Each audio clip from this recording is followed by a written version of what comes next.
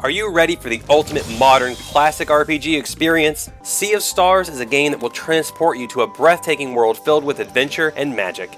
Explore lush landscapes, delve into ancient ruins, and unravel the mysteries of a captivating story. Immerse yourself in a richly detailed universe that pays homage to the RPGs of old, like Chrono Trigger and Super Mario RPG, while introducing innovative and exciting gameplay mechanics. Engage in strategic turn-based combat where every move counts. Unleash powerful abilities, combine attacks, and command a party of diverse and compelling characters. But it's not just about the battles, it's about exploring every new area and unlocking the secrets to the game's true ending, while also finding the best gear for your team of heroes. Indulge in a stunning visual experience that combines a classic pixel art style with modern animation techniques, and that even treats us to anime-style cutscenes that breathe life and emotions into the game's characters. Every frame is meticulously crafted to bring the world of Sea of Stars to life, evoking a sense of nostalgia while pushing the boundaries of what a classic RPG can be. Finally, there is the absolutely stellar soundtrack, which includes tracks composed by the legendary Yasunori Mitsuda, who also notably composed the soundtrack for Chrono Trigger and Chrono Cross, but has also worked on many other high-profile projects over the years. But don't just take my word for it, Sea of Stars is the brainchild of Sabotage Studios, the same talented team that brought us the critically acclaimed The Messenger. If you've played that one, you're also in for a treat, as Sea of Stars will make references to it and even use some remixed tracks from that game. That said, playing The Messenger isn't at all necessary before playing Sea of Stars. Hi, my name is Doug, and I've played many RPGs of various subgenres over the years, but any game styled after my all-time favorites of Chrono Trigger and Super Mario RPG holds a special place for me. And today we'll be talking about just such a game in Sea of Stars, and why I think it is the best of the modern, turn-based RPGs. To start off, the art and music in Sea of Stars masterfully evoke nostalgia for the old classics while still creating an identity all their own. Just take a look at this overworld art style. Look familiar? And yet the colorful palette and unique locations are identifiably Sea of Stars. Then, looking at the explorable locations, each one has its own unique style so that when you see it, you immediately know where you are. Coral Cascades. Yep. Sunken Graveyard. Definitely. Wizard's Lab? Check.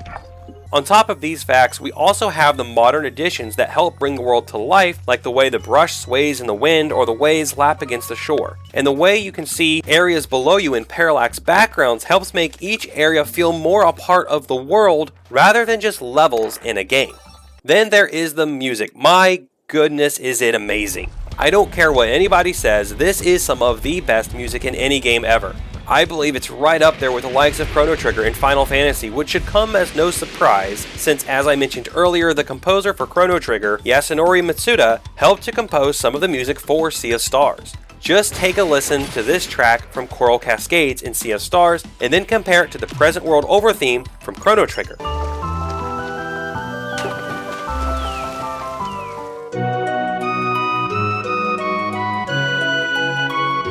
The nostalgia is strong with this one. But even the other tracks not composed by Mr. Mitsuda are amazing and help the music of Sea of Stars stand out among RPGs. The combination of a great art style and animation with beautiful musical scores make just exploring this world a wonderful experience. Each new area is exciting not just for gameplay reasons, but for what new music will be playing or sights there are to be discovered. Some tracks will be so peaceful and calm, allowing you to leisurely explore, while others will be ominous and disconcerting, creating a tense atmosphere you hope you can overcome quickly. And yet others are upbeat rockin' tunes that'll keep you moving. Of course, you'll also have the epic heroic tracks as well. No matter where you are or what you are doing, the music amplifies the emotion of the moment and elevates the gameplay above the average RPG experience. Moving over into gameplay now, we will generally be going into a location, exploring it for treasure while solving puzzles, and of course fighting various enemies. The exploration in Sea of Stars is really quite enjoyable. There is no overbearing quest log filled with side quests to go here, fetch this, or any other such nonsense. You have your main quest and a marker on the map to show you where to go, but any side activity you choose to do is completely up to you. You can create your own side quests, like, ooh, there's a treasure chest over there, I wonder how I get to it. You can choose to look for the path to that chest, or you can ignore it and continue with the main story. Other times, you'll stumble across secrets completely by accident. So while finding all the game's secrets isn't necessary, doing so will unlock the game's true ending for you, particularly collecting all the game's rainbow conches and fighting several optional in-game bosses. The great part about completing these tasks though, is that they never felt like a chore to me. Kinda like the end game of Chrono Trigger where you have all the little side quests you do around the world and around time for your party members, you kinda have that same feeling here.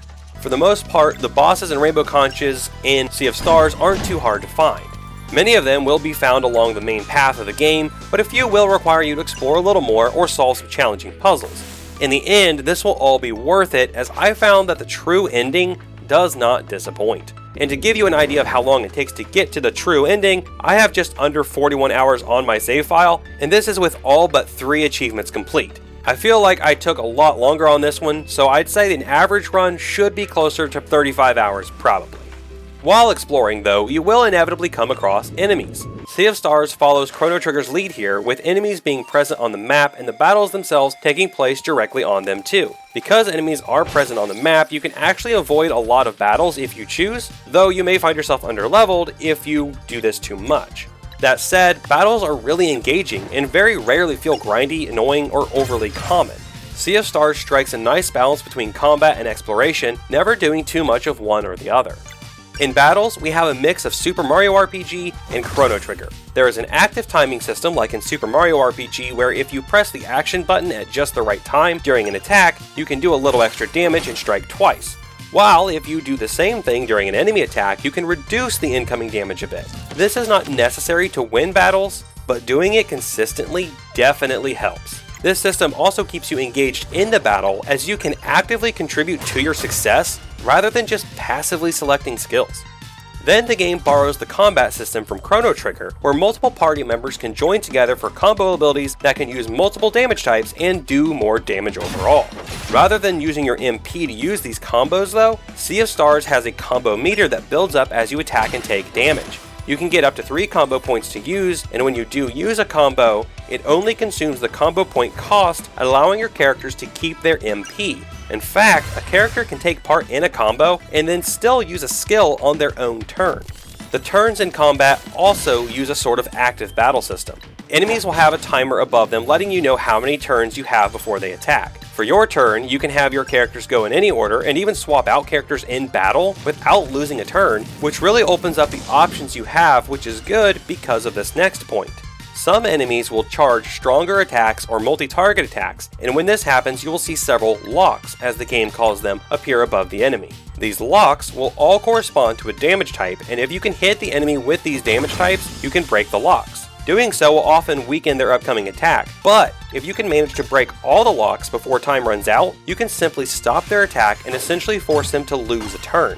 Mastering this system is a lot of fun and can make some really tough fights, especially boss fights, a little bit easier. One last system that helps set Sea of Stars combat apart, and that can help you with breaking locks, is the live mana system. As you hit enemies with your basic attacks, they will drop live mana, which you can use to boost your attacks and skills. You can boost up to 3 times, and doing so adds the character's innate magic type to their attack, meaning for instance, if you need to break a sword lock and a solar lock on an enemy, a boosted basic attack from Zale will break both of these locks. Of course, many enemies also have weaknesses or resistances to certain types of damage, so this system can help with fighting those enemies when you're low on MP. Which brings me to the last point about combat. Using basic attacks also replenishes your MP slightly. So with the active battle system, timed button presses, lock breaking, attack boosting, and basic attacking to replenish your MP, Sea of Stars offers a surprisingly deep amount of strategy and tactical thinking for a turn-based RPG that helps it stand out among the rest. Just before we get into the story, I should mention some of the side activities we can do in Sea of Stars. First up, there is camping and cooking. At your camp, you can talk to your party members, learn about the world's lore from Teeks, the traveling historian, cook, and rest. Cooking is actually your main way of creating HP and MP recovering items. It is a nice change from just buying 100 potions from the local shop. As you adventure, you'll come across ingredients everywhere that can be harvested or found on enemies. Then, as you learn new recipes, you'll use them to make various meals. Some will restore HP, some MP, some both, and still others can even revive fallen allies. And speaking of reviving fallen allies, I should have mentioned this earlier during the combat section, but when your allies fall in battle, they are not out permanently. Rather, after a turn or two, they'll be able to get back up with partial health and continue fighting. But using these revive items helps get them up faster, just in case your party is about to be KO'd. And if your whole party is KO'd, that's when you actually get a game over. But moving back to the cooking now, you can only carry 10 meals at a time, which means you'll have to strategically pick what meals to prepare. This also makes camping spots all the more important during an adventure, as these are the only spots where you can replenish your recovery items. Camping spots usually have a save book nearby too, which is handy since you can only save at these or in your camp on the overworld map. In addition to camping, you can also fish various ponds around the world, which can be a good way to replenish supplies for cooking, and you can also eventually unlock fishing upgrades by catching different varieties of fish. Finally, there is the Wheels game. This is a game usually found at inns in different towns, and you can play the champion at each table to earn more characters and wheels for this game. This is a really addicting little side game. You pick 2 heroes and your opponent selects 2, and then you use them to battle each other. Each hero does different things, like the assassin who can attack your opponent directly even if they have a bulwark, or the priest who heals you and speeds up your other hero. Each game is played by a roulette system where you spin the 5 wheels and can lock in wheels you want to keep while spinning the rest again. You get 3 spins to get the best combination of results, and then you and your opponents act based on what you came up with. Squares and diamonds build up to make your heroes act, while squares and diamonds with blue starry backgrounds also give your heroes XP towards leveling up. Finally, hammers combine to build your bulwark, which can protect you from enemy attacks, as many of them will have to destroy or at least lower it to damage you.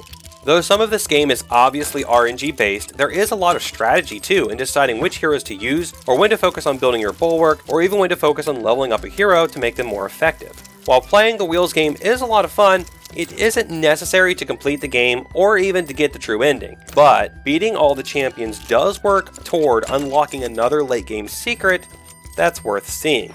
So with great side content and combat and even better art and sound direction, does the story rise to the same level and give us compelling reasons to move forward and see how all its threads come together? Let's take a look and see.